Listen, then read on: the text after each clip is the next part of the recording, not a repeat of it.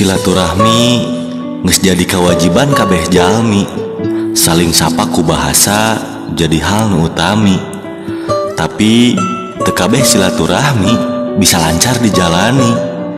Nya silaturahmi jeung mantan contona geus kabuktian saat urang kontekan jeung mantan justru kalah jadi pertikaian.